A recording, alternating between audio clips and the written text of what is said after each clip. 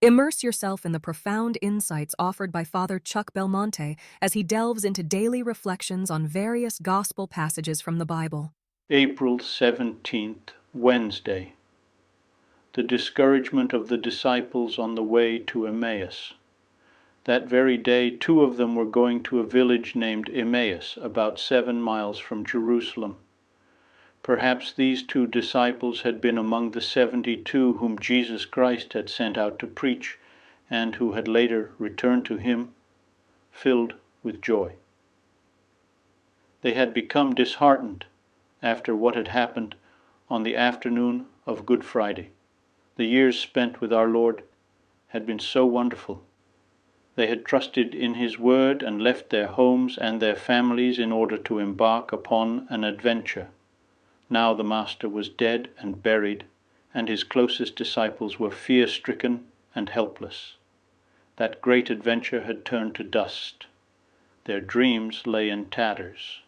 Why go on in such a pitiful and hopeless situation? The best thing would be for them to return to their town and families. They have almost lost all hope. They were beginning to feel that life has no meaning for them. We have to be on guard against the temptation of discouragement.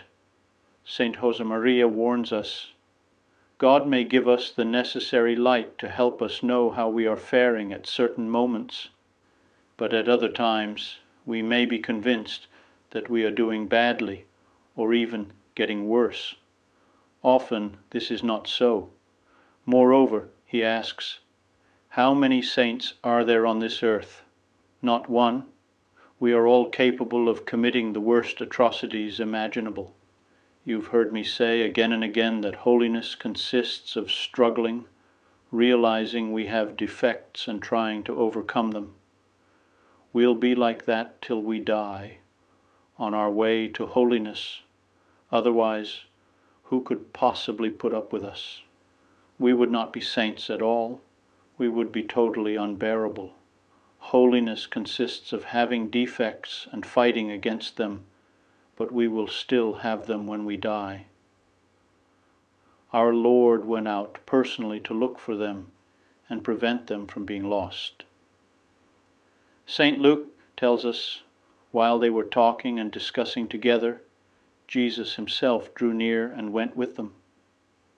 However, they did not recognize him. They thought he was just another traveler. Jesus joins them as they go along their way. Lord, how great you are in everything, but you move me even more when you come down to our level, to follow us and seek us in the hustle and bustle of each day. Lord, grant us a childlike spirit, pure eyes, and a clear head, so that we may recognize you when you come without any outward sign of your glory. And Jesus stays.